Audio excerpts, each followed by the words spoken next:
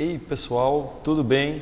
Aqui professor Tutu, novamente com mais uma aulinha para vocês. E hoje nós vamos falar de modelos atômicos, tá? Modelos atômicos. Meu Insta é esse aí que você vê na tela, @proftutu. Qualquer dúvida pode mandar, segue lá e a gente vai trocando uma ideia. Gente, olha só, estou aqui gravando hoje na sala de aula, né? E pode haver algum barulho a mais, tá? Por favor, não se incomode com os barulhos do trânsito aqui próximo, ok? Espero que não atrapalhe tanto, mas haverão alguns incômodos aí com relação ao trânsito, ok? Aqui na rua da nossa escola. Então, pessoal, vamos lá. Começando aqui sobre modelos atômicos. Eu acho que modelo atômico é uma coisa que todo mundo já deve ter estudado, né? Mesmo no 9º ano do ensino fundamental. Então é uma coisa que está relativamente já à vista, né? Está tranquilo. E também não é algo muito complexo. Então vamos lá. Olha só, para falar de modelos atômicos, a gente tem que falar, obviamente, de Leucipo e Demócrito, tá? Então, aqui eu não tenho um modelo atômico, tá? Mas tenho uma ideia. Leucipo e Demócrito viveram na Grécia Antiga, cerca de 400 a.C., né? E eles trouxeram a primeira ideia sobre o que é o átomo. Na verdade, eles que eram, né, estudiosos, pensadores em várias áreas do conhecimento, eles começaram a se perguntar do que as coisas eram formadas, né? E eles tiveram uma grande ideia. Gente, é apenas uma ideia, não tinha experimento, não tinha nada.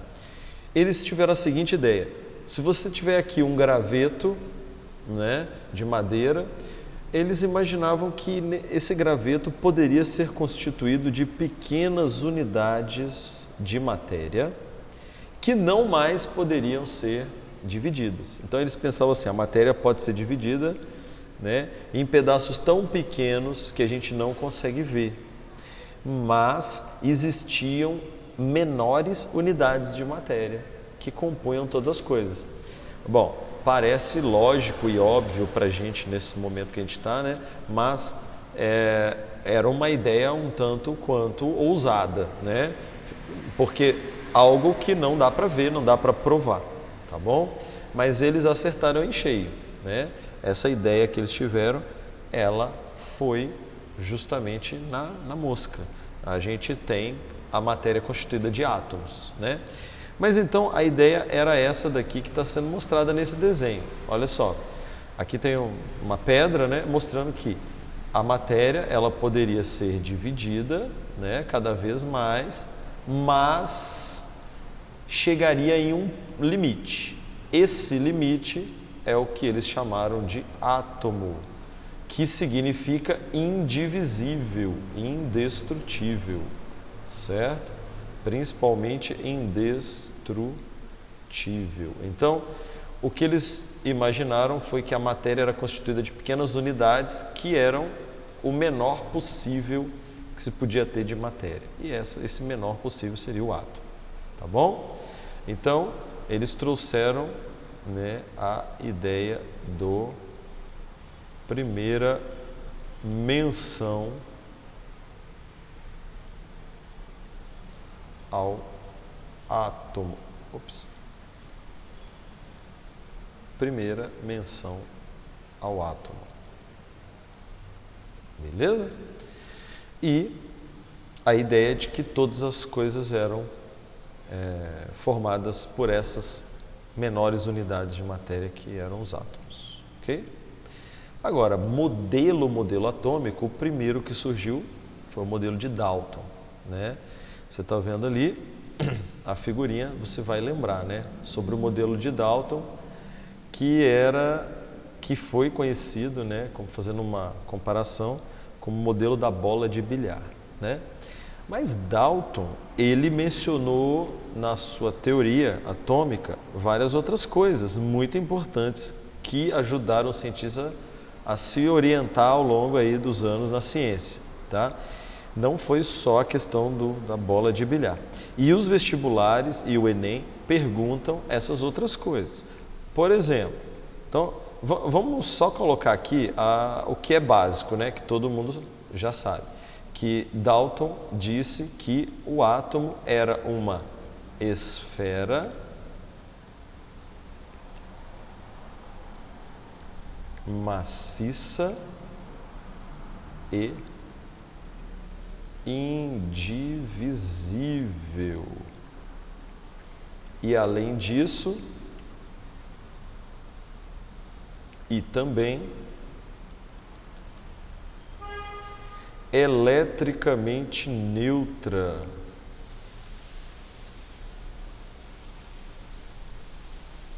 Eletricamente neutra. Então, uma esfera maciça e indivisível, e também eletricamente neutra, certo?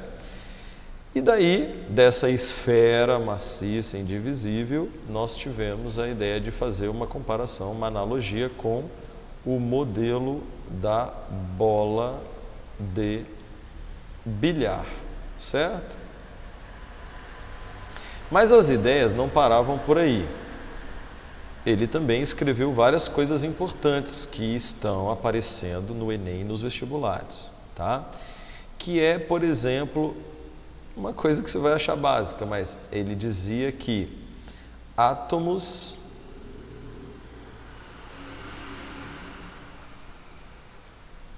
iguais, ou seja, do mesmo elemento, né? Do mesmo tipo ou do mesmo elemento, tinham sempre mesmas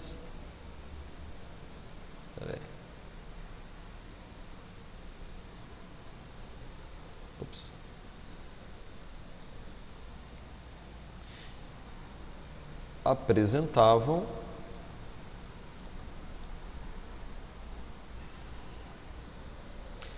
mesmas propriedades.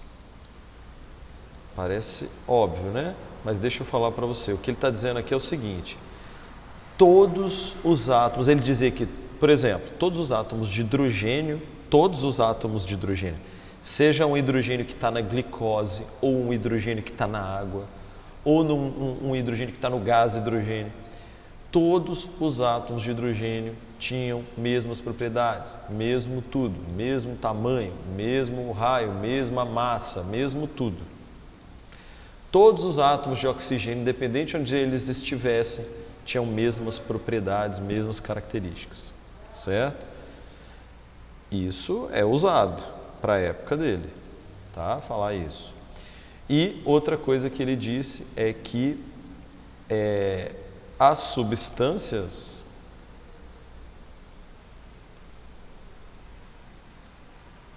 são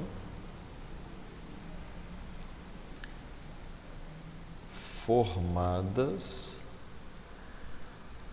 por átomos de um mesmo tipo ou de vários tipos. De um mesmo tipo ou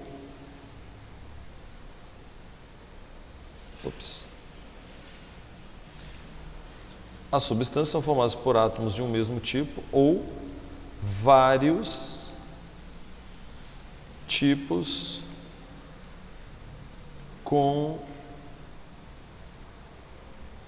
combinados.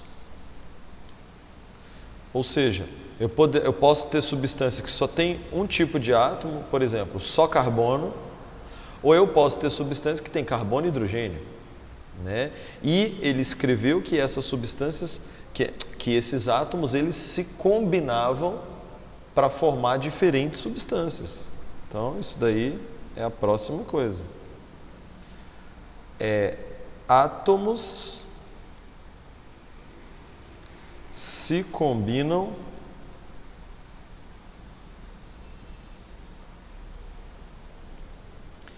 para formar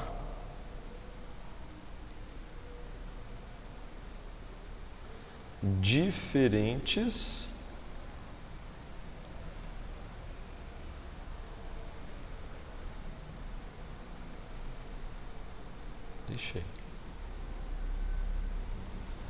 aqui tá pegando em cima do negócio. Substâncias. Átomos se combinam de forma diferente para formar diferentes substâncias, ok? Isso também parece lógico, né? Mas imagina que você está fazendo uma questão de vestibular e está escrito lá assim, a qual cientista se refere a seguinte frase? Átomos se combinam para formar diferentes substâncias. Você ia saber que é Dalton? Não ia, né? Então, anota aí porque aparece, tá? E mais uma coisa que eu vou acrescentar aqui em cima para você, que é o seguinte, nas reações,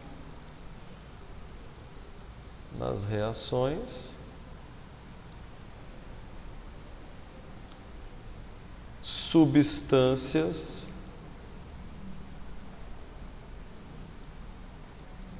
diferentes são formadas por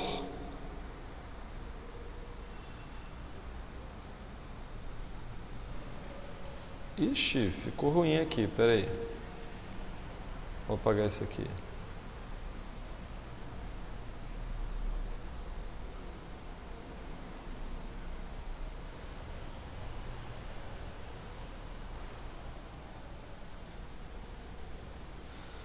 Vou colocar aqui. Nas reações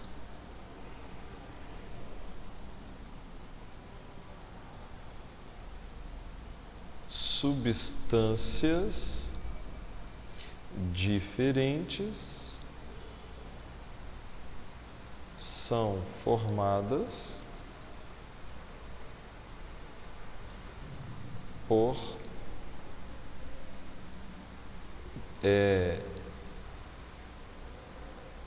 rearranjos dos átomos. Ou seja, as substâncias que são formadas numa reação são formadas com os mesmos átomos dos reagentes, mas com uma nova combinação, com um novo arranjo dos átomos, certo? Tudo isso aí Dalton explicou. E isso foi uma explosão de conhecimento, porque a partir daí os cientistas conseguiam entender o que acontecia nas reações e como que as substâncias se formavam, tá? Então, falamos tudo de Dalton, vamos tocar para frente. Temos aqui agora o modelo de Thomson, né? E o modelo de Thomson passa por um experimento, né? A resolução do modelo de Thomson passa por um experimento que é o experimento com as ampolas de Crookes, né? Aqui na primeira figura, olha só, figura número 1, nós temos a ampola de Crookes. Ampola de Crookes. Deixa eu colocar aqui,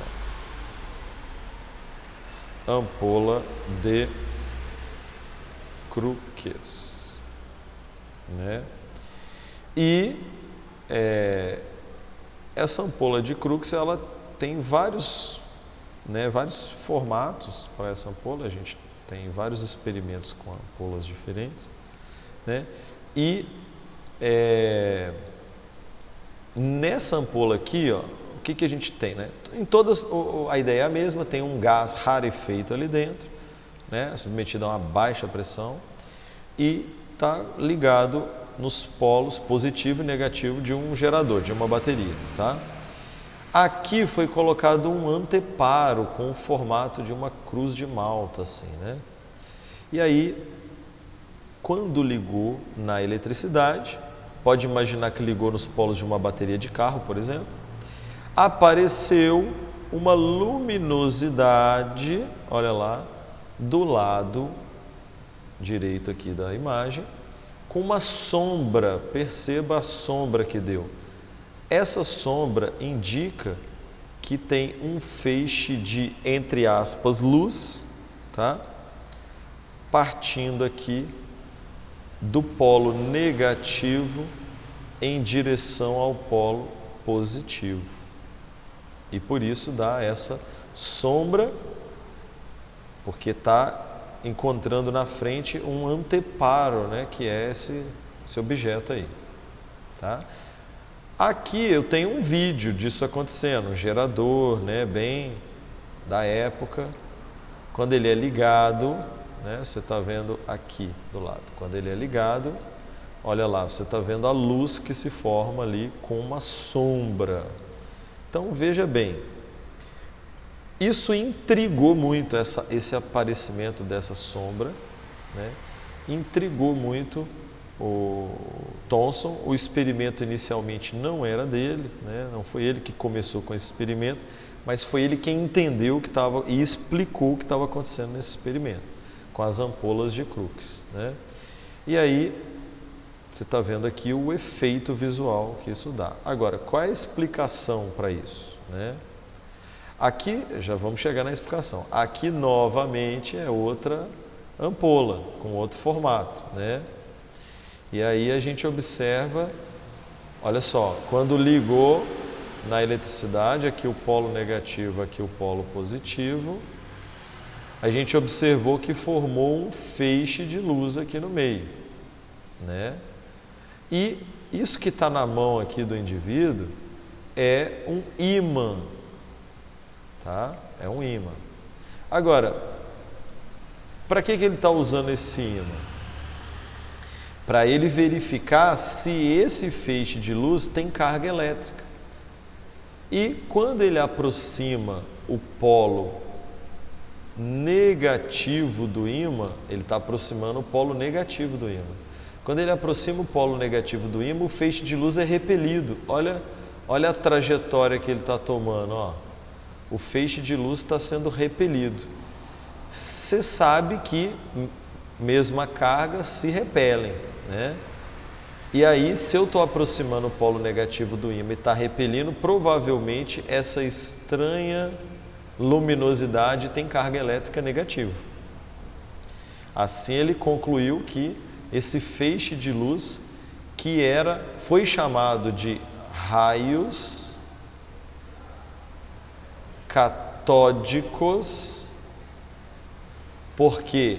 Porque o polo negativo do gerador se chama cátodo. Então o feixe de luz partia do cátodo. Como que ele sabe que o feixe de luz partia do polo negativo, do cátodo?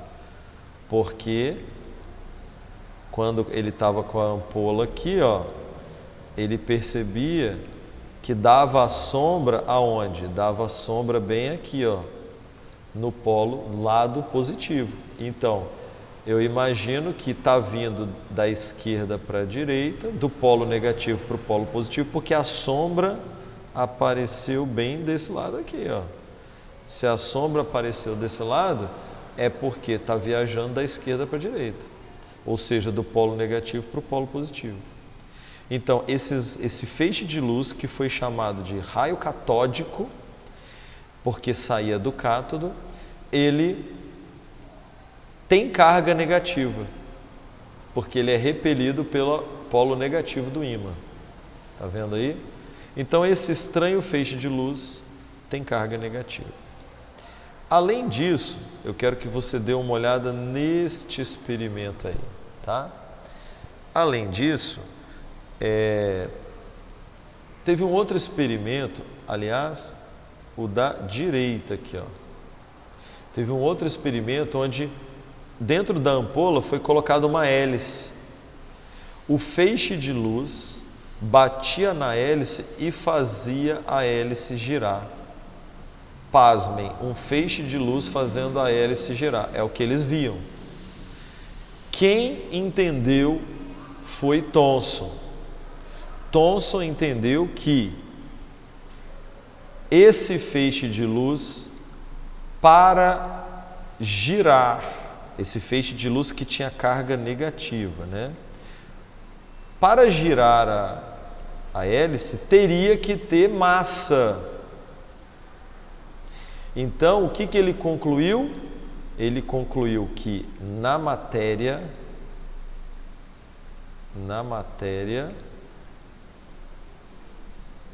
existem partículas com massa e carga elétrica negativa, com massa e carga elétrica negativa, que foi chamado de raios catódicos, e posteriormente ficou conhecido como elétron, certo? Aqui tem um esqueminha da ampola, ó, ligado aqui, o cátodo, que é o polo negativo do gerador, né, o ânodo, que é o polo positivo. O que acontece? Ele descobriu que o feixe de elétrons vinha do polo negativo para o polo positivo, por isso que chama raio catódico, porque parte do cátodo, né? Como que ele descobriu isso? Colocando um anteparo, né, um anteparo à frente, alguma coisa à frente, ou melhor, no meio da ampola, e ele observa onde que está a sombra. Se a sombra apareceu do lado de cá, na verdade, a sombra seria isso aqui, né? E a luz atravessava dos lados. Se a sombra apareceu desse lado, é porque estava viajando do polo negativo para o polo positivo, tá? E ele descobriu que tinha carga negativa, porque quando ele aplicava um ímã, olha aqui, ó, polo positivo, atraía esse feixe, ó, o polo positivo, e o polo negativo repelia esse feixe. Então o feixe de luz tomava uma direção diferente lá dentro da ampola. Por isso ele descobriu que esse feixe de luz tinha carga negativa. Então, tem carga elétrica negativa e tem massa. Ou seja, o átomo, segundo Dalton lá atrás, era eletricamente neutro. Mas ele é eletricamente neutro ainda. Thomson confirma isso. Mas nele existem algumas partículas ou alguma coisa que tem carga elétrica negativa. Thomson descobriu que a matéria tinha alguma coisa negativa e com massa, mas que ainda assim o átomo era neutro. Agora eu te pergunto, para o átomo ficar neutro, se tem alguma coisa negativa, tem que ter alguma coisa o que também? Positiva, é ou não é? Daí veio o desenho e a ideia do modelo de Thomson. Qual era o modelo de Thomson? Thomson pensou assim: tem algumas partículas negativas e o átomo é neutro, então ele deve ter uma parte positiva. Qual foi a ideia de Thomson? O átomo é uma esfera com carga positiva e partículas negativas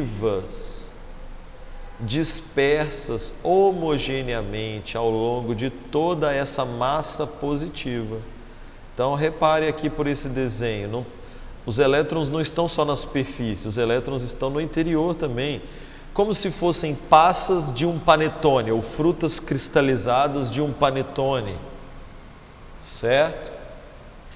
Como se fossem gotas de chocolate, para quem prefere, como se fossem gotas de chocolate no panetone. As gotas de chocolate, elas não estão só por fora, elas estão distribuídas homogeneamente na massa, certo?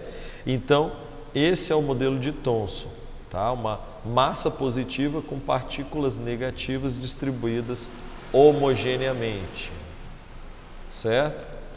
Agora, a gente precisa escrever algumas coisas sobre o modelo de Thomson, que são importantes para Enem vestibulares, questões de múltipla escolha, né?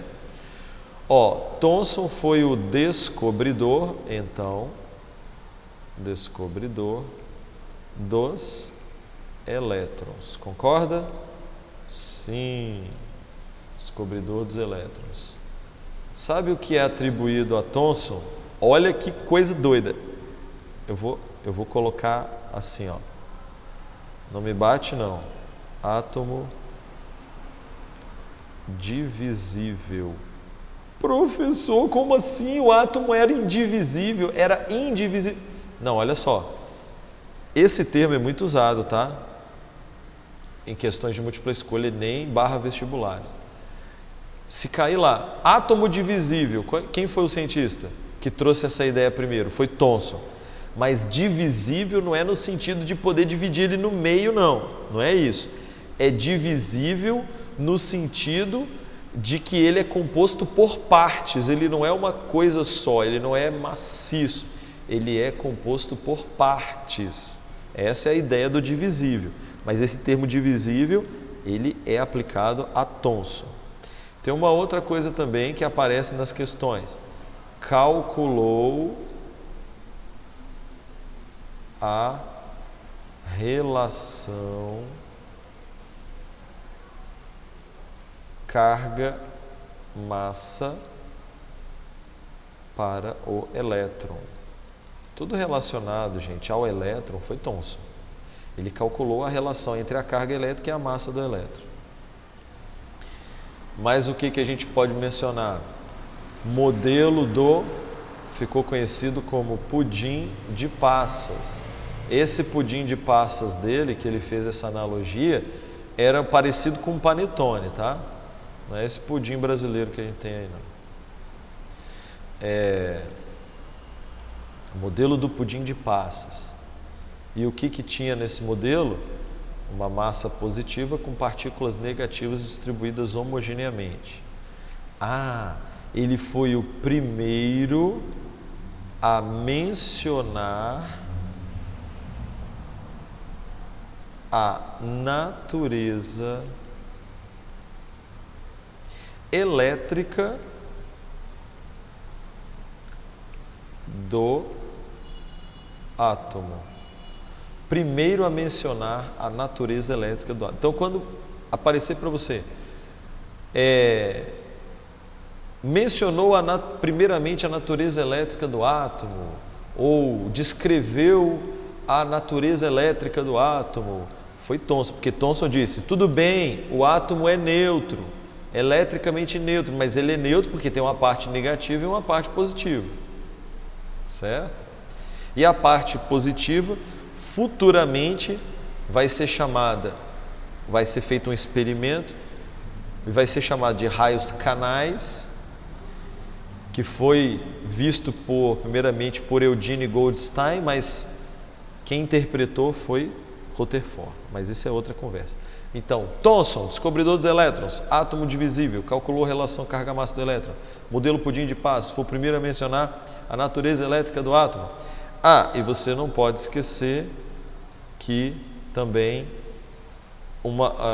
termos que podem ser relacionados a Thomson, também a gente pode colocar como o experimento da ampola de Crookes, experimento da ampola de Crookes, e aqui dentro a gente também pode falar de raios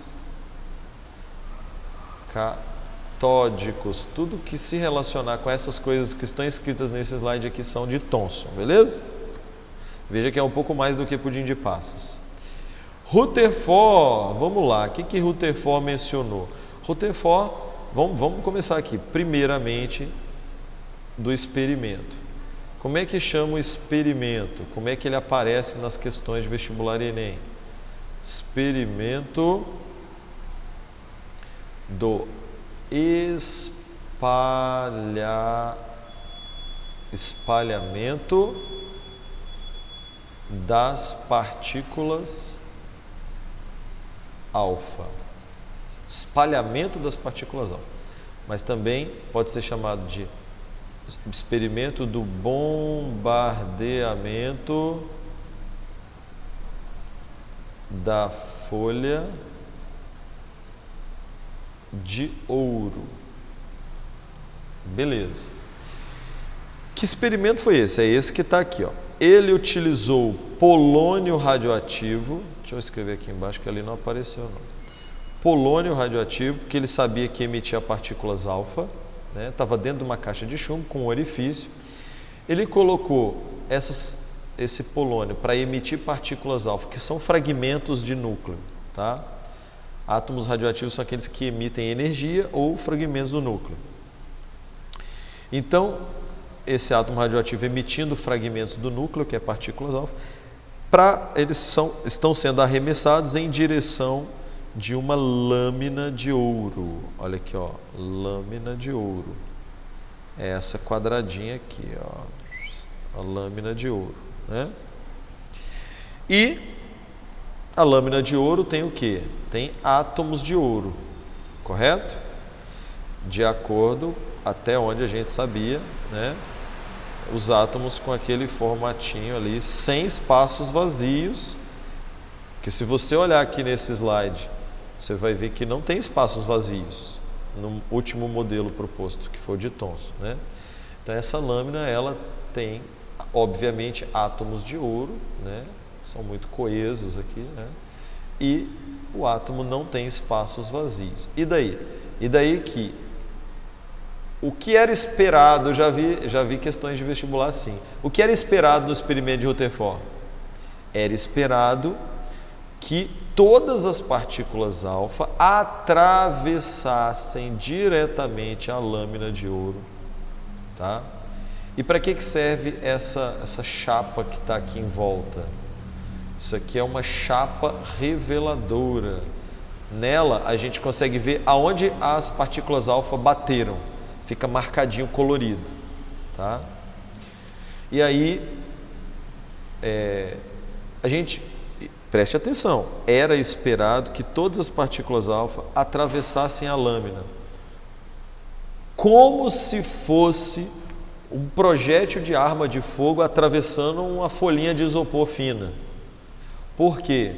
Porque essa lâmina era muito fina e pela quantidade de massa e do número de átomos nessa lâmina, esse átomo deveria ser pouquíssimo denso. Porque pelo número de átomos e pela massa, a densidade do átomo deveria ser muito baixa. Deveria ser facilmente, né, atravessada, inclusive porque a partícula alfa viaja numa velocidade extremamente alta e ela tem uma massa também extremamente grande em se falando de partículas radioativas. Então, muita atenção, eu já vi várias questões. O que era esperado no experimento de Rutherford? Que as partículas alfa atravessassem sem problema, sem desvio e sem voltar. Mas o que foi que aconteceu, que Rutherford ficou perplexo? Aconteceu que algumas atravessaram, outras simplesmente mudaram a sua trajetória, foram desviadas. E outras até voltaram, retrocederam e bateram na lâmina aqui, ó, nessa região, ó. E qual foi a explicação de Rutherford? Como Rutherford entendeu isso, esse resultado? Ele entendeu assim, olha só, o átomo não é bem como vocês falaram. O átomo, ele tem duas regiões. Ele tem uma região de alta densidade que concentra quase toda a massa do átomo, que é o núcleo. E fora o núcleo tem uma região que é, na verdade, um grande espaço vazio, que é a eletrosfera. Então, o que ele disse é que as partículas, a maioria das partículas atravessava, tá? A maioria atravessava. Uma ou outra mudava a rota ou voltava. Uma de cada 10 a 100 mil partículas voltava. Uma entre 10 e 100 mil que atravessava, voltava. Isso por quê? Qual foi a conclusão dele? O núcleo é de 10 mil a 100 mil vezes menor do que o átomo todo. É como se tivesse uma bolinha de gude, no centro do Maracanã. O núcleo é a bolinha de gude, o Maracanã todo seria a eletrosfera, um grande espaço vazio. Por isso que a maioria esmagadora das partículas atravessava. Uma a cada 10.000 voltava. Por quê? Por que essa partícula voltava? Porque ela batia no núcleo. Olha aqui, ó. A partícula vinha, acertava o núcleo em cheio e voltava. Certo? Agora, outra conclusão de Rutherford. O núcleo é positivo. Por que ele concluiu isso? Porque a partícula alfa é positiva. E se a partícula alfa bate no núcleo e volta, o que está acontecendo? Se o núcleo fosse negativo, a partícula positiva ia bater, ia grudar. Mas se ela chega próximo e é repelida, é porque o núcleo também é positivo. Certo? Então o núcleo é positivo. Bom, quais as atribuições ao modelo de Rutherford que a gente pode anotar aqui, tá? Tem espaço ali para botar mais. Ó, pelo experimento ele concluiu que o átomo tem duas regiões. Quais são? Núcleo e eletrosfera. O núcleo, ele concentra quase toda a massa do átomo. E é positivo, certo? Concentra quase toda a massa do átomo e é positivo. E a eletrosfera é um grande espaço vazio, quase vazio, né? Por quê? Aonde que ele coloca a parte, porque o átomo tem que ter uma parte positiva e uma parte negativa, né? A parte positiva é o núcleo, segundo Rutherford. E a parte negativa? O que ele chama de parte negativa? Os elétrons. Então, olha só, esse é o modelo de Rutherford. O núcleo denso, muito denso e positivo, que concentra quase toda a massa do átomo, e a eletrosfera, que é esse grande espaço vazio, onde estão as partículas negativas que Thomson descobriu, que são os elétrons, certo? Então, os elétrons giram ao redor do núcleo como se fossem planetas orbitando o Sol, certo? E por isso ficou conhecido como modelo planetário ou do sistema solar, certo? Porque os elétrons giram como se fossem planetas em volta do Sol. Já dissemos, né? O núcleo muito denso e positivo, né? Muito denso e positivo, concentrando quase toda a massa do átomo. A eletrosfera, um grande vazio, e os elétrons girando em torno do núcleo nesse vazio, né? Vale destacar também que Rutherford foi quem entendeu, não vou escrever o nome dele de novo, não. Rutherford foi quem entendeu o experimento de Eugene Goldstein com os raios canais, que são outros raios que foram ditos positivos, fazendo um experimento de Goldstein lá que era quase igual da ampola de Crookes. Mas foi Rutherford que compreendeu o experimento e que então a gente atribui como descobridor dos prótons, descobridor dos prótons, certo? Então, vamos recapitular. Núcleo dividido em duas partes, átomo dividido em duas partes, núcleo e eletrosfera. O núcleo é positivo, muito denso e muito pequeno, e a eletrosfera, um grande espaço vazio onde os elétrons, que são as cargas negativas, as partículas negativas, giram ao redor. Beleza? Modelo planetário. Esse é o modelo de Rutherford.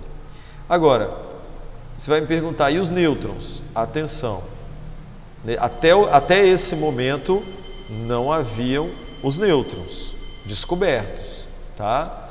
Mas os nêutrons foram descobertos depois, de algum tempo depois, cerca de 16 anos depois, uma coisa assim, 20 mais ou menos anos depois. Aliás, foi em 1908, né, o postulado de Rutherford, e depois em 1932, o cientista, que foi o Chadwick, descobriu os nêutrons e acrescentou aí ao modelo de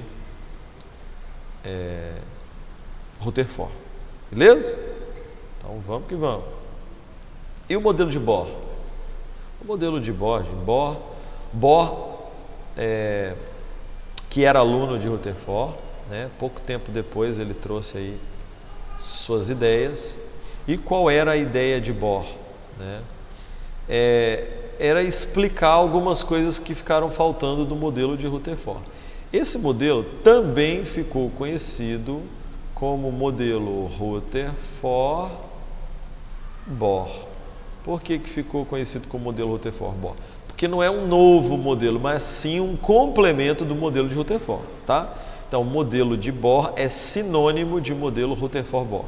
Sinônimo, tá? Beleza. E qual foi a ideia? A ideia primeira foi organizar a eletrosfera, porque como que os elétrons estão girando na eletrosfera? Bohr explicou. Então, Bohr disse que a eletrosfera ela é organizada em camadas ou níveis, são sinônimos, níveis de energia, camadas ou níveis de energia, né? Ele disse que essas camadas ou níveis de energia eram órbitas circulares onde os elétrons giravam. Então, o que ele dizia era que os elétrons estão girando, mas não ao acaso, eles estão girando numa órbita bem definida. Inclusive, isso também é algo que aparece nas questões, órbitas bem definidas, tá? Essas órbitas circulares, órbitas bem definidas, onde os elétrons estão girando aqui ao redor do núcleo certinho, numa órbita certinha e não toda bagunçada como essa que eu desenhei, tá bom? Então tá. Agora, ele dizia também que quanto mais distante a órbita fosse do núcleo, quanto mais distante, maior a quantidade de energia, certo? Então, um elétron que está na órbita número 2, 1, 2, 3, 4. Um elétron que está na órbita número 2 tem mais energia do que o que está na órbita 1 e assim sucessivamente, tá? Aliás, eram quantos níveis ou camadas? 7 níveis ou camadas, tá? E esses níveis ou camadas foram nomeados com letras, né? A primeira camada, que é mais próxima do núcleo, é a camada K, depois L, M, N, depois O, P e Q. 7 camadas, 7 níveis de energia, certo? 7 órbitas circulares, são órbitas bem definidas, são camadas ou níveis de energia. Tudo isso é termo encontrado para associar com Bohr. Olha, tem uma animação bonitinha, eu tinha esquecido de colocar. Olha que linda, gente. Deixa eu passar de novo. Olha, falando das camadas. Olha, muito lindo. Agora vamos lá. Bem, outra coisa do postulado de Bohr foi o seguinte: ele disse, esses elétrons eles podem saltar de uma camada para outra, mas eles vão variar no conteúdo de energia. Então imagine, aqui está a primeira camada, segunda camada, terceira camada, por exemplo. Um elétron que está na segunda camada, ele pode saltar para a terceira camada. Tudo bem. Só que para fazer isso, ele tem que absorver energia. Ele precisa absorver energia, tá? Então, a energia tem que ser absorvida por esse elétron para ele passar por um nível de mais energia. E a gente diz que a quantidade de energia absorvida é o quantum de energia, tá? Agora, o elétron também pode voltar de um nível mais externo para um nível mais interno. Por exemplo, da camada 3 para a camada 2 de volta. Só que para ele fazer isso, ele tem que liberar energia. Isso se chama salto quântico. O salto do elétron, quântico de quantidade. O salto do elétron de uma camada para outra é chamado de salto quântico, tanto para ir quanto para voltar.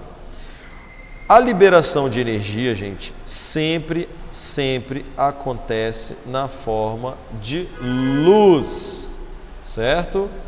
Na forma de luz. E essa luz pode ser visível ou não, tá? Quando é no comprimento de onda visível, a gente consegue ver, obviamente, perceber, tá? E o trânsito está pegando aqui na rua da escola, beleza. Então, a energia, quando é liberada, ela é sempre liberada na forma de luz, tá? E a quantidade de energia na forma de luz liberada é chamada de fóton, tá? Essa luz liberada é numa quantidade que nós chamamos de fóton. Então, o elétron, ao absorver energia, salta para uma órbita mais externa do átomo. Ele absorve quantum de energia.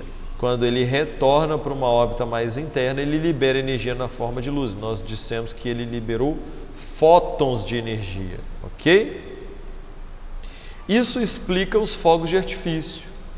Quando acontece a explosão, o que vai acontecer? O metal que está naquele preparado lá dos fogos de artifício, ele tem, né, seus elétrons, sua eletrosfera, e os seus elétrons na hora da explosão absorvem energia, saltando para uma órbita mais externa.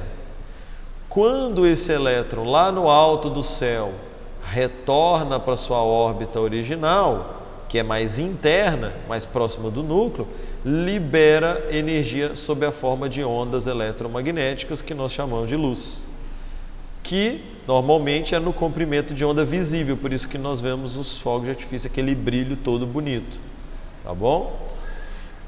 E isso também explica o famoso teste da chama. Como é que é o teste da chama? Se você coloca elementos diferentes no fogo, eles são energizados, seus elétrons saltam para órbitas mais externas e quando retornam, liberam energia na forma de luz.